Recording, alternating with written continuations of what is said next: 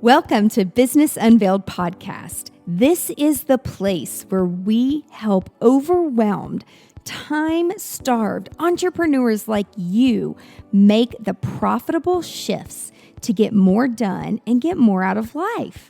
I'm your host, Angela Profit, award-winning 8-figure entrepreneur and CEO.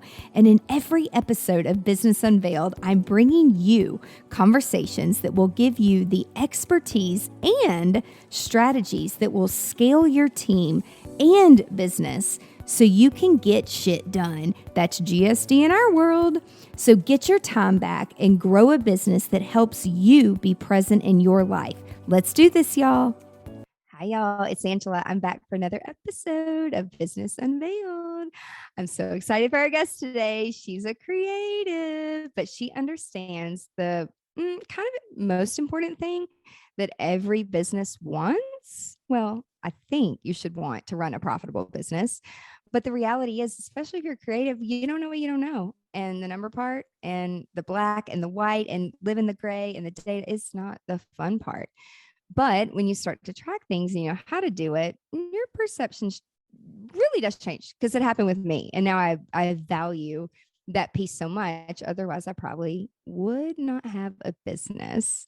So today we're going to talk to Amanda. She's an expert at this, and talk about why you want to have a profitable company. And really, more importantly, like the how of it. We'll get into that. So welcome to the show.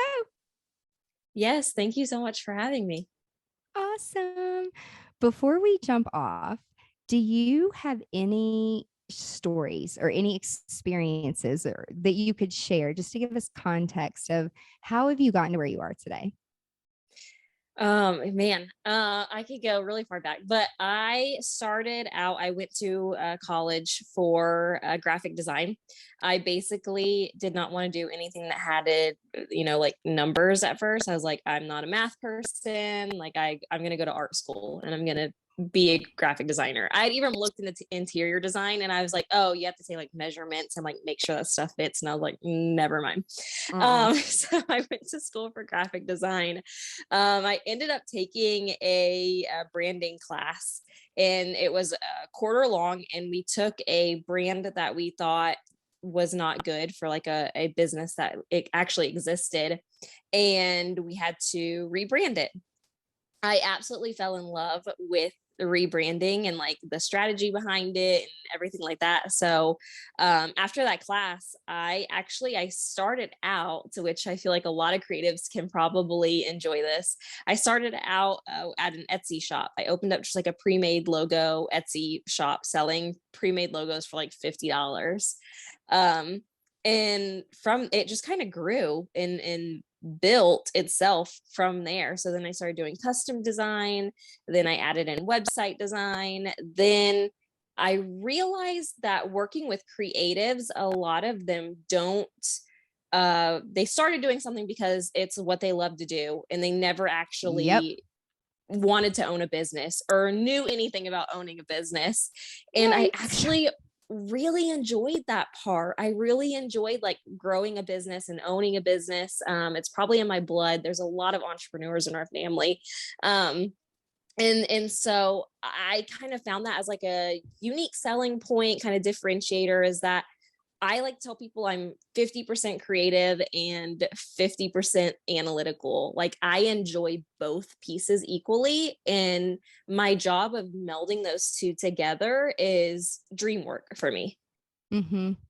Well, and it's so amazing that your brain can do both sides, because many people, it doesn't work. And then knowing that about yourself is like the first thing, but then also understanding that just because you want something to look good, and I mean, this is me like putting my foot in my mouth so many years ago when we hired a girl who like knew all this analytical shit, which is why she was hired. And then she's like, well, you're attached to that picture emotionally because you like love that client, that design. But it doesn't resonate with 90% of your audience because most people can't afford that. So do you want to use that picture? Do you want to do what you want to do, or do you want to do what's going to make money? And I'm like, why the hell are you even asking me? Like if you guys already A/B split tested it, which I didn't know what that was back then. And if you know what I mean? So it's like I would sabotage things constantly because I wanted it to look a certain way because I'm a designer. And what I had to learn was the conversions and everything, it's in the data. And so if you just learn how to listen to people and you let the data do the job, if it's set up correctly, you can make better informed marketing decisions, which is like Yes. brings me to my first question for you. Because when I hear branding or rebranding, knowing what it takes and behind the scenes, people just automatically, they're like, oh my God, it's a nightmare. It's so much, blah, blah, blah, blah, blah. It costs so much. Well, but really, it's an investment because if you're in the position of rebranding, that means you've done something right. And we all need refreshes. We all need updates. God, for at least update the copyright at the bottom of your website every year, like just the basic legal shit. Now, why would I say that first before making sure it looks pretty? Is because when you get drugged to court, not me, I was subpoenaed on the case. The data is good to have. So, how do we know when is the right time to invest in our branding? There's a couple different things, but the first one I always like to tell people is if you're asking yourself this question, then it's probably time to rebrand. Like Exactly. that's the biggest indicator is if you're like, should I there's something there like prompting you to ask yourself that. And so that's the biggest I guess red flag you could say is if you're asking yourself that question, then there's something there making you feel that way. And I see this in a lot of our clients. This is probably one of my favorite things about working with clients is there's a switch that happens during the process where they're like, oh, I have this, little business, I, have it maybe as a side hustle or whatever. And then whenever we get close to launching, they're like, I'm a CEO. Like I own a business and their Yeah, confidence goes through the roof. And that is seen throughout like, their marketing, the way that they're showing up. And that's one of my everything. favorite, yes, pieces of working with people is seeing that transformation happen. And that's the thing branding does, right? Like it really talks to how do you want people to see your business? Which for many of us that are creatives, like you said, we start with something we love. It's our passion, it's our baby, and it is like an extension of us. So it's not like it's an off on button kind of thing. I mean, I'm constantly seeing things and like getting inspired, but it's like, how do you channel it? That's why I call myself like I have a potty trained design brain. Like I know like, okay, I'm potty trained, like not to bring it up anymore, right?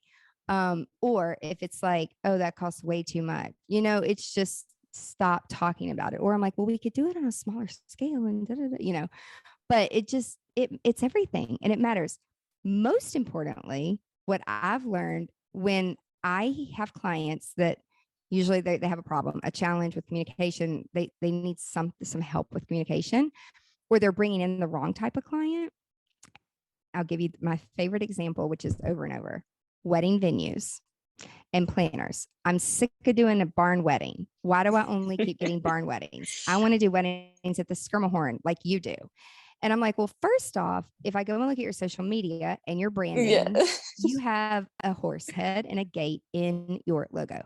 And you're telling me you're tired of barn weddings. Okay, that's the first thing. The second thing is your entire Instagram and Pinterest page are pictures of barn weddings. So if you want to work at different places, either come intern or go to an event and it can look like inspiration. But if you don't put out a clear vision, then people aren't going to be clear on what to hire you for, right? So I mean, wouldn't you say it's like the most important thing to like niche down on like who's your target audience? Yes, that is something that we go through with all of our clients. And I tell people all the time, I'm like, the exact same thing. If you don't want to be booking, weddings at XYZ, don't put it in your portfolio. Like you are going to attract what it is, that's coming to your door. Yep. And so that's for sure, a big piece is knowing who you want to work with and attract. And you have like three levels of like business. What are those tiers? Yeah, so we have like a beginning business, like you're, just, coming up, a new business. And then I like to call this like awkward middle school phase years. And then you have your pro, you're seasoned, you've been doing this. And so within those three tiers, I can tell you a little bit more Yeah. about each one. So maybe somebody can like help self-identify. Obviously, a new business owner, this is, you're just getting your feet on the ground. I tell people, I'm like, go buy that $50 Etsy logo, go DIY that website, because right now, nothing. And that's absolutely fine. That's totally fine that you don't know anything. This is where like you book any and every, event, any Everything. client, yeah, anything and everything. So that way you can understand what it is that you like, where you want to be shooting, or where you want to be taking events at, what type of client. Then in your second, those like awkward middle school, high school years, that's whenever like you think you know where you're going, like you're not new, you're not new anymore, but you're not seasoned, like you're not pro. And this is where it's time to start investing in what you have learned. So this is where, you expand your brand upon just one logo. You maybe invest in copywriting now because you know who it is that you like to work with. You have somewhat of a portfolio built up to put on like a template website design. So you can start investing somewhat. And then once you're seasoned and pro, this is where it's time to go all in, because at a certain time, you will hit a peak within your business. You'll hit a ceiling, and basically what you know so far will get you as far as it's going to. And this is whenever you've got to bring other experts into your business to take it even further. And so this is whenever you do that high level branding, you go through like an entire rebranding process, like the correct way with an expert. So that way, a lot of our clients, they have big milestones that they want to reach. They, want to get like into the luxury wedding tier. They want to significantly raise their prices so that they can do, less of weddings and events, or, they want to start hiring associates or get into the education or educational sector. And so those are kind of the three tiers.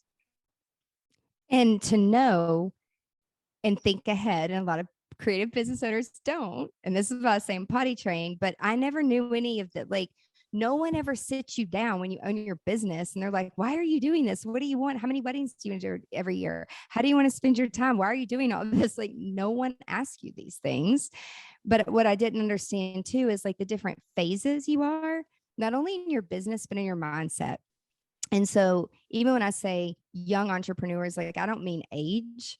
I mean, because there's people that have had a 25-year career, retired, they figured out that they solve a problem, they're an expert at something, and then they start their business.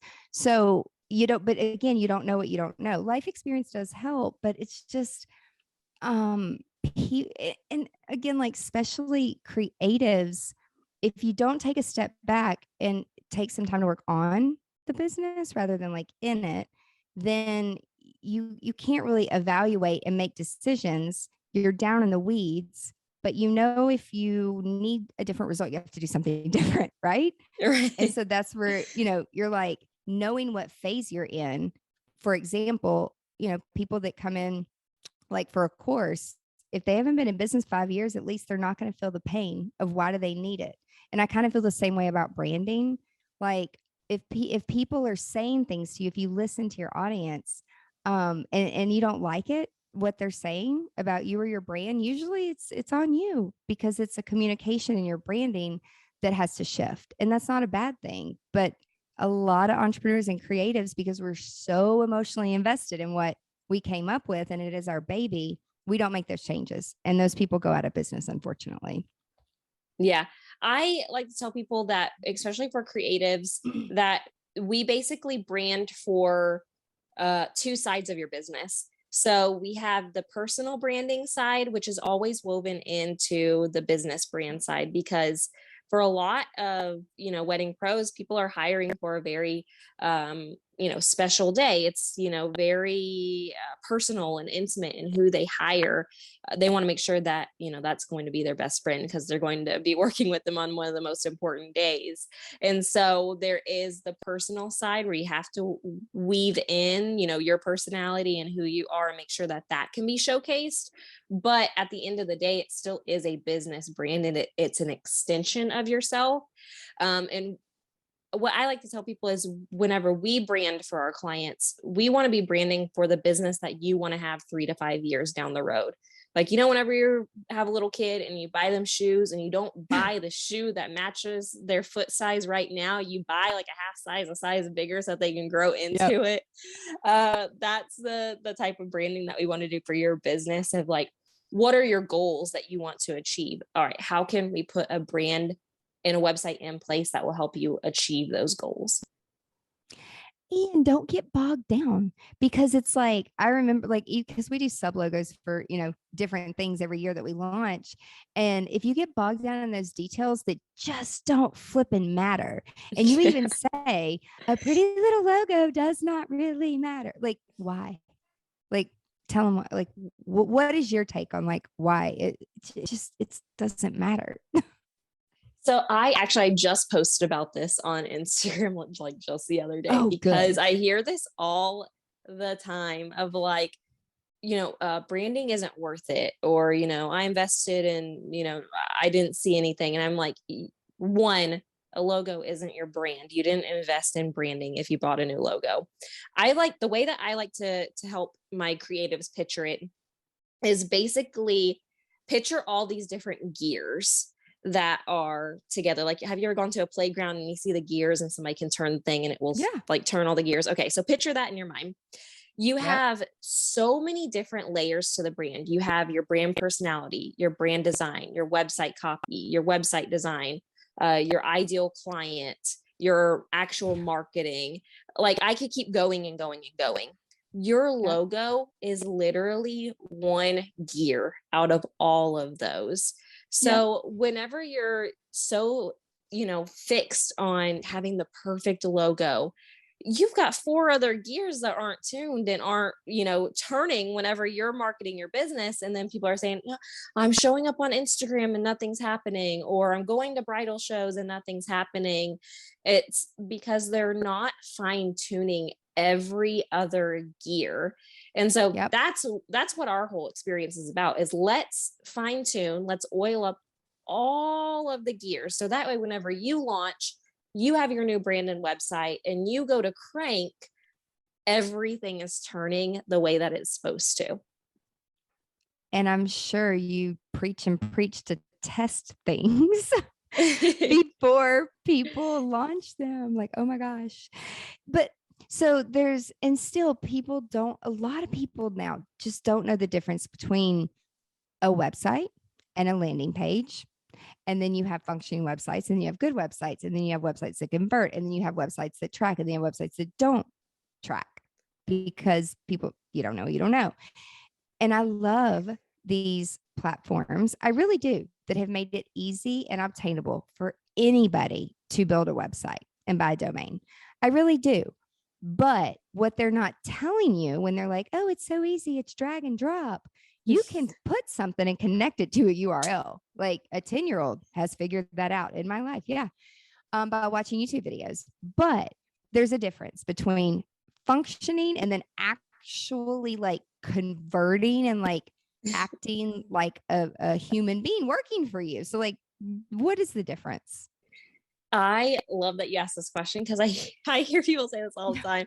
Like, oh, I have a good website. And I'm like, oh, great. Like, how it's like converting people, then like you have people that visit you, and and they're like, oh no, like, nah, I'm like, then you don't have a good website. You have a functioning website, but it's not a good website. Two different things. So that's a 100. That's so funny that you brought that up. So what makes a good one? Like, a really good one? what we tell our clients is that your website should have one main goal. So whatever that is, that can be somebody filling out a contact form, booking a consultation call, signing up for a webinar, masterclass, getting emails. It doesn't matter. Like your website usually has one main goal, and your website should be able to find cold prospects. People, cold means like they're not, very aware of you. They're not somebody who you had like a direct conversation with and send them to your website. And they should be able to convert them to make an action on whatever that end goal is. And so my favorite referrals, whenever I see them come through my inbox, is whenever it says, "How did you find me?" And it says Google. And that is like, I just sit there and I smile because I'm like, oh, that's so cool. Like my website, I was able to like nail the SEO keywords, like have it show up in a search. Somebody came, spent time on my website, got all the information that they needed to make a buying decision, and they want to take the next step. And that is what we mean whenever she says like have a website that works for you. Like that's literally an employee that's up and running 24/7.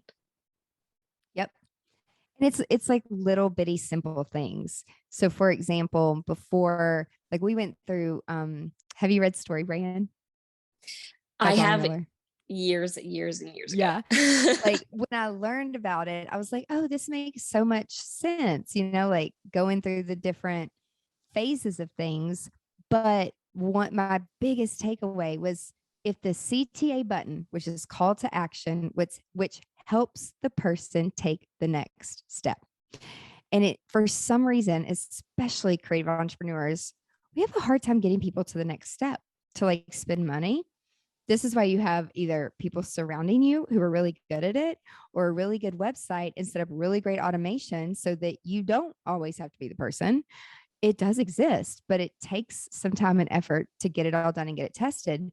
But the conversion rate when a CTA button was not in phone view, and I'm talking like all the different versions, Droids, iPhones, like we were asking people, and it's like we were getting so many hits to this one landing page, but nothing was really converting the way it should be, like based on our previous like hundreds of landing pages. And one of my girls was like, oh my God, the button is not in phone view. So by making the font smaller and then taking some of the spaces out, literally within seconds, like things start to convert. So it's just those itty bitty little things, or the button. You think, oh, the button doesn't need to all be the same size and the same color and a certain size. I mean, it comes down to a brand guide and a brand Bible. We call it a brand Bible. But you should not have to ask those questions. You should, if you're doing it yourself, great. But the end goal is to hand it off to somebody to do it and execute. And when you have a Bible or a brand guide or whatever you want to call it, they're clear on exactly what needs to be done. And that's the part I think a lot of people skip, is like doing that part. So you said it earlier, there's copy, there's all these different elements. And if you don't have the website, pictures and the videos and the copy, and I mean, it all matters. And there's all different kinds of copywriters. Like, how many different copywriters are there? I don't even know. There's so many. Yeah. There's so many. But even my own brother, who's doing a nonprofit for human trafficking and just like bring awareness to it, he's like, what is this bill for? I'm like, this is the person to write your copy for a landing page and an email campaign and a text campaign. And he's like, what do you mean copy? I'm like, oh, it means like text. And he's like, well, his wife she's a copywriter. She's not a sales copywriter. She doesn't convert or sell tickets. There's niche down. And I'm like, we have someone who raises money, who does this thing for nonprofits to convert. And you've got to plug the 5 senses, and there's all these things. But he's like, I don't know what you're talking about. I'm like, all the more reason you should just pay the bill, right? Like, what do you mean you'll go do it yourself? And then you're going to be pissed because no tickets, So it's like a downward spiral when you don't understand the value of something. And it's an investment, and it takes money to make money. But if people are looking to rebrand and like reposition in the market, Because a lot of people that I know follow us and like ask us questions and stuff, they've been in business for over 20 years. They're all at expert level. They know their shit. But when it comes to like branding and working on their own business, they're so busy taking care of everybody else, they don't want to take the time to do it. So if someone is thinking about it, like, oh, I know I need to update. I know I need to, we call it a facelift because I was in healthcare and we worked with a lot of plastic surgeons, but it's like, you kind of need a facelift, and facelifts, depending on what's in there, can be, 10, 20, 30 grand. I mean, there's some companies that spend millions and $1 billion on facelifts. It depends on what exactly what you said, the one word, the goal. What is the goal? So if someone wants to reposition themselves or rebrand in the market, like, is there certain steps that they should take that you would recommend? I actually recommend that if you are going to do a rebrand, like we have a client right now that we're working with again for the second time. We originally rebranded her business in 2018. And since then, so at the time she was an event planner. This was back in 2018. She was an event planner. And then whenever COVID happened and all the events the in her pipeline just like basically disappeared, Went away. Yeah. she had to pivot. So she actually pivoted into doing mailers and doing gifts and stuff. And Mm-hmm. now she runs it might be close to $1 billion business through mailers. And she works with like Netflix. She's done mailers for like the Kardashians. She does these insane mailers, and we're actually rebranding her business right now because of the fact that what she does has changed. The level of Yep. client that she has changed. Her prices have changed, and you can't be running a $1 billion business on the same brand and website. As much as she's like, I still love my brand, I still love my website, I get compliments on it all the time, but she's like, I know that for the level of client and the level of events that I'm doing, that it's just not doing our work and our experience justice anymore. But going back to your question, my whole thing is that if you're going to rebrand, that you need to basically tear it all down to the studs and rebuild it. And the reason why is, for one, going back to that confidence level that we talked about. But two, if you leave some things the same, it just doesn't feel like it.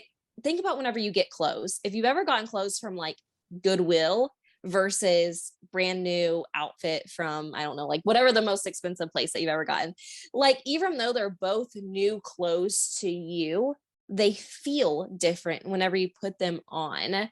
And so going back to that confidence thing, but also you end up looking like you piecemealed your brand and your website together. You want to Yep. shed it all like a snake skin and just have a whole new brand and website so that you're not missing any really crucial pieces. It's basically you taking an audit and going all the way back down and starting it again.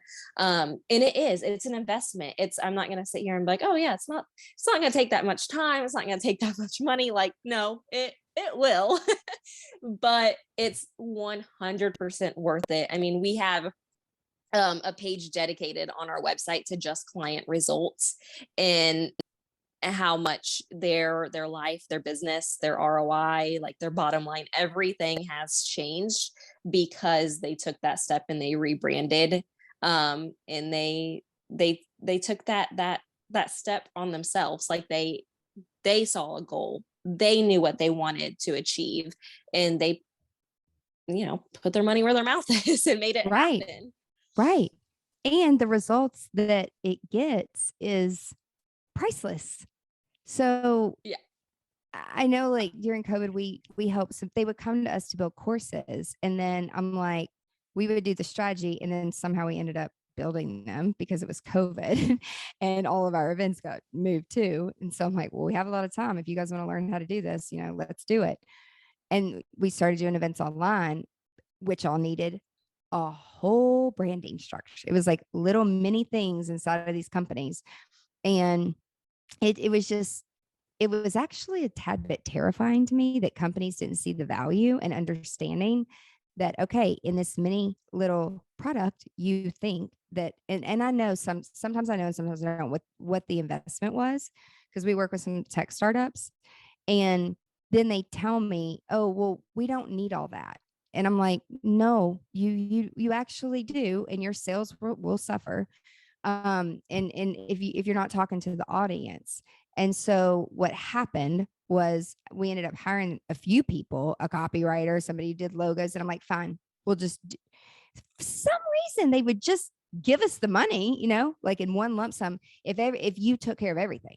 So we ended up, that was not the plan. And then in December, no more, no more. We're not doing this. This is not what, now that events are back and we can travel and speak and like do human things, like it's not our, we know how. Just because you know how doesn't mean you're an expert, and it doesn't mean it's a good idea.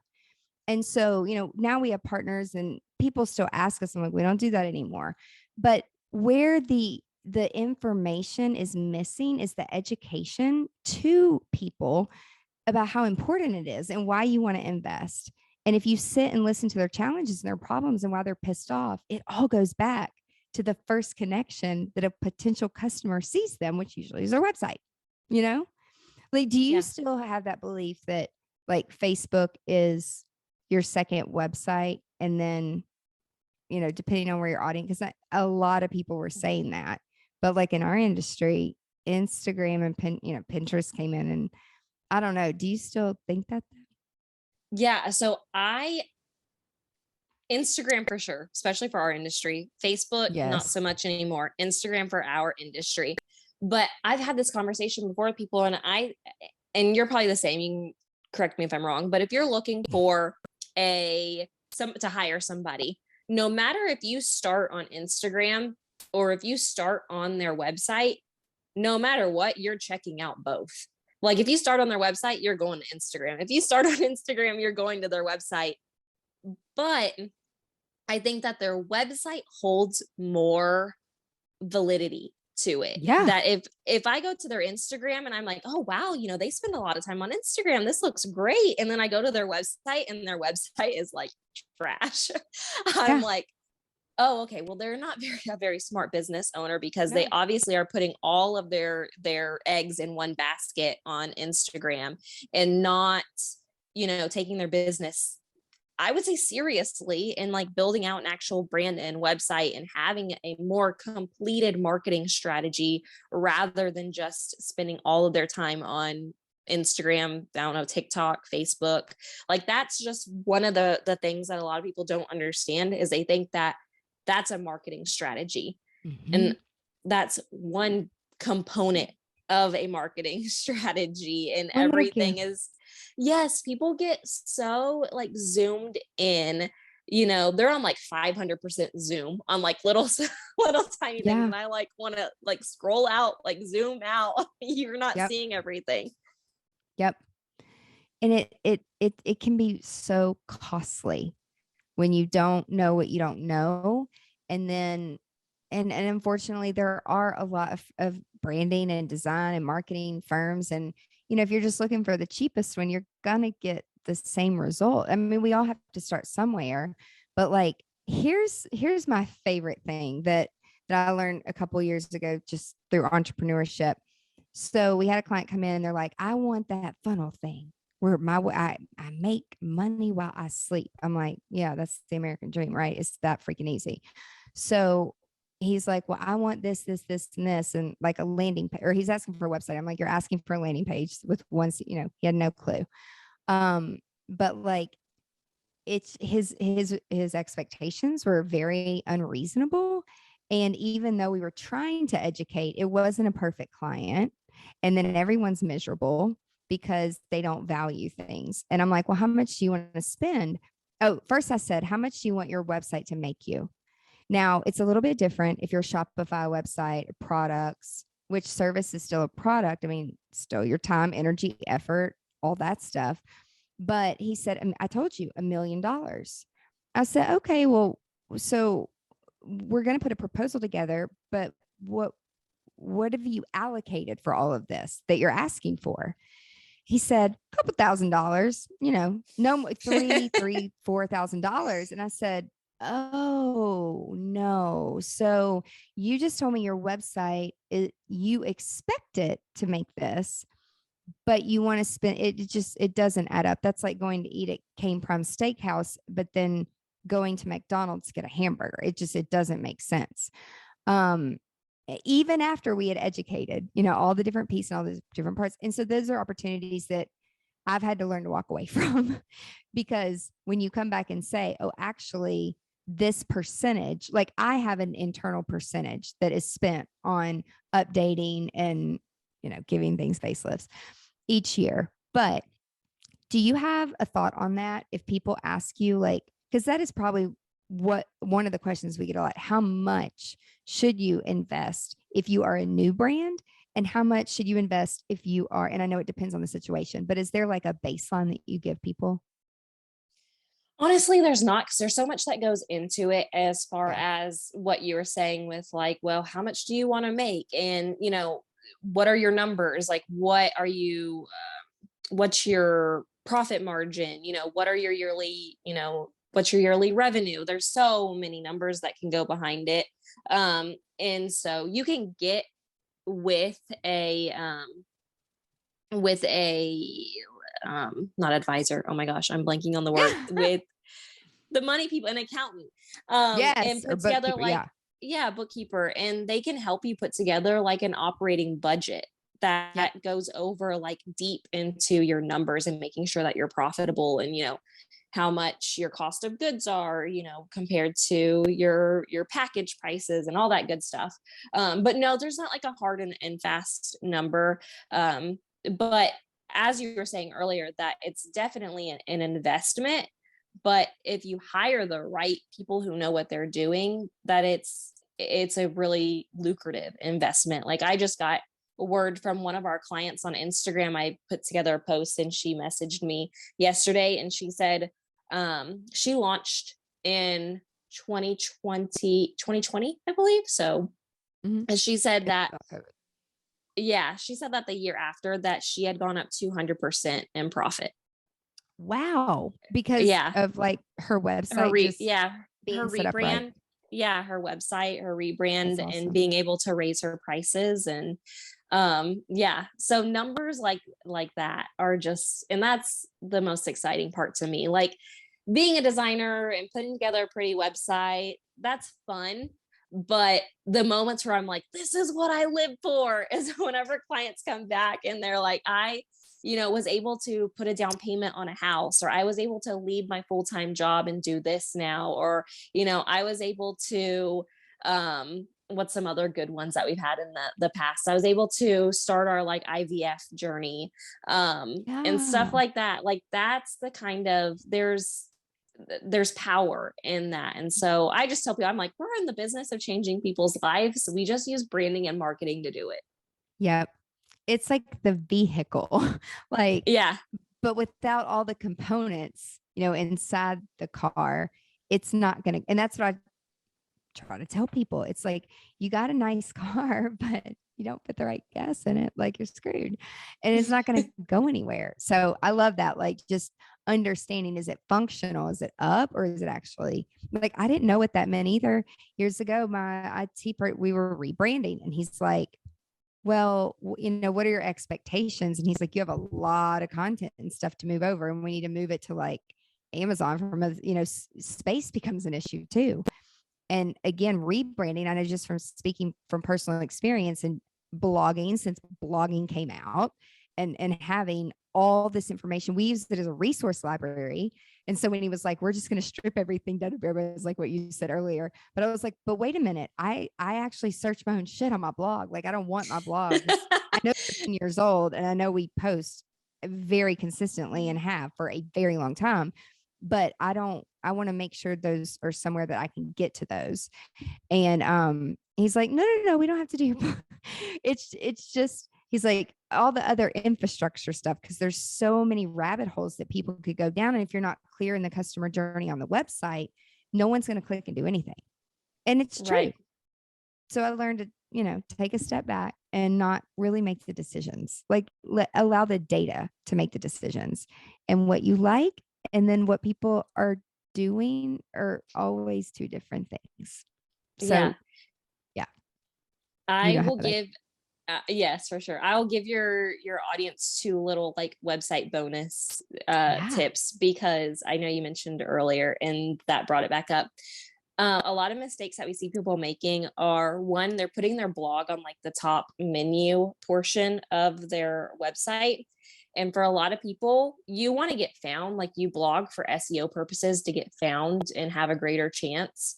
But once people are on your website, you don't want them going to your blog most of the time, because then they're going to get lost in what I call blog land and they're Mm-hmm. not going to be able to find their way back. They just go down like a content rabbit hole and they forget why they started this search in the beginning. And Yep. so we always like hide the blog button and like Mm-hmm. in a bottom menu or somewhere where people can't find it, because you want them to stay on your, I call them your money making pages, like Mm-hmm. getting them to that end goal. The other thing Mm-hmm. that we recently started doing is a lot, what's become really popular is putting, that Instagram feed down in the footer where it has like the pictures from your Instagram really big. But once again, people, once they're on your website, you don't want them getting distracted and going to social media where you're having to compete with other wedding pros or business owners doing the same thing that you do.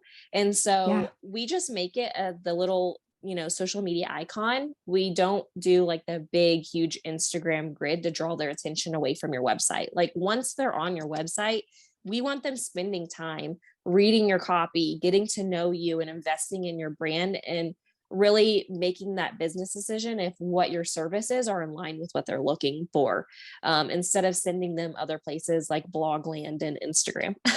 So remove It is those, hide so them, important. It so is that so people important. stay on your website. Yeah. And like two other really just important things too is like you want to own your audience. And when you are allowing, or you don't have a website, or you're not sending people from Instagram or Facebook or Pinterest to your website, there was a day, and we're still in the year that it happened, that Instagram and Facebook went down. We have Oh a yeah. client who goes live every Monday night. Some of our clients make six figures in one night. Now, they worked for 10 plus years to build an audience, nurture an audience. They have put so much investment into different things. But when you rely on that to pay your bills and pay your people and put food on the table for your family, literally, and you work so hard and promote these special guests that are coming on, and then it's the platform's down. And even though we always say, in your audience, people don't know what that means. Even though we've explained it, they had to feel the hurt of that and then say, okay, we had, and I'm like, this is where email list, text community, Patreon, like you've got to own your audience, people, if you're Mm-hmm. going to make money online. And the other thing I will say, just a separate strategy, we do drive people specifically to our blog from social media for two things. One, we have sidebar ads. And so we have a money making product there on the side. And the only reason we did that, we would never do that prior to COVID, because over 90% of our traffic came from a smartphone.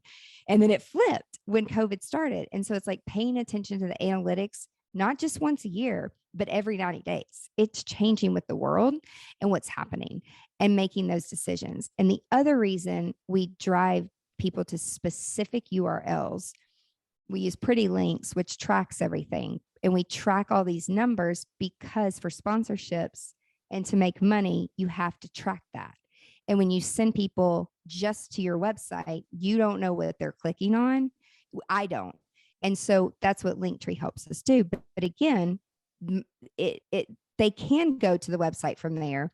But if we're promoting ticket sales or something, for a gala or a nonprofit or something, that's where we want to be really specific. But that is like, I didn't get into that until I was a 15-year-old business before I understood and like got into landing pages and stuff. So it's like just understanding the basic part, going back to the goal and the why, and not comparing, because I know what somebody's going to listen to our podcast and be like, well, Angela sends me to the blog and Angela does this and she's doing it wrong. No, it goes back to your goal. And our goal is that we don't do anything unless we track it. If it doesn't make money, it doesn't make sense. So it's like, if you're rebranding or a new business owner, especially new business, like you need that SEO, you need it. But most people don't blog for profit, and they blog for the SEO and then for a potential lead. And then if you go there, you've got to have a way to capture their information, right? I mean, as we wrap up, just running and having a profitable company can come so much from your branding, how your website is set up, putting out what you want.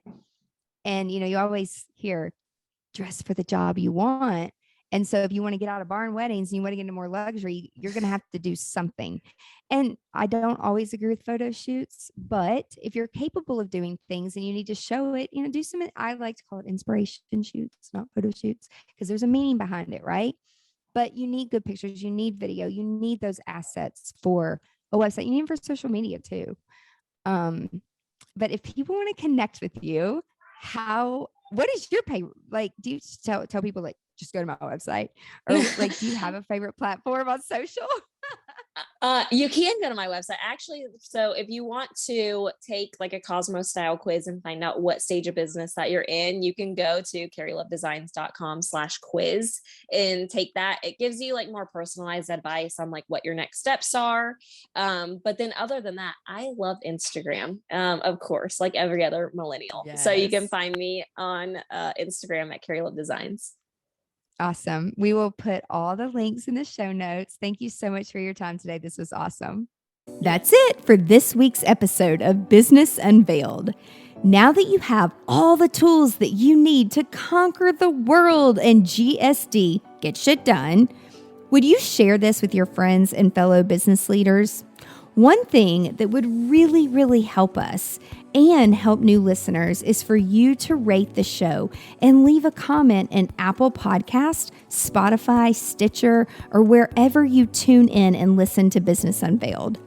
You can check out the show notes at angelaprofit.com/podcast and link up with us on social media so you can share your biggest insights. And I want to know your aha moments. Until next week, remember, the profitable shifts and structures you're creating in your business help you be more present in your life. So get out there and GSD.